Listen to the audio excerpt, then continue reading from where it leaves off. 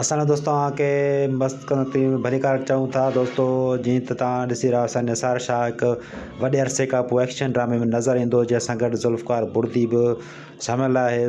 साईं निसार शाह जा जेका परस्तार आहिनि जेका साईं निसार शाह खे एक्शन ड्रामे में ॾिसणु चाहिनि पिया उहे उन्हनि जो इंतज़ारु ख़तमु थी चुको आहे, जंहिंजो नालो आहे ड्रामे जो पाप नगर, जेको सिर्फ़ु केटिन टीवी ते नज़र ईंदो ऐं जंहिंमें ख़ूबसूरत अदाकारूं बि कमु करे रहियूं आहिनि। ड्रामे जा जेका राइटर आहे जेको हसन जावरी साहिबु आहे, जंहिं मिटी जा माण्हू लिखियो हुयो, ऐं उन खां पोइ जेको आहे हिन ड्रामे जो जेको डायरेक्टर आहे मुमताज़ ख़ासकली ऐं जावेद खारानी साहिबु आहिनि। ड्रामे जो जेको DOP आहे उहो बहितरीनु इंसानु आहे आरिफ चनो साहिबु। ड्रामे खे फिल्माए रहियो आहे। ड्रामे में रीमा नाज़ बि तव्हांखे नज़र ईंदियूं ऐं इन खां अलावा ॿियूं खोड़ सारियूं अदाकारूं हिन में शामिलु आहिनि।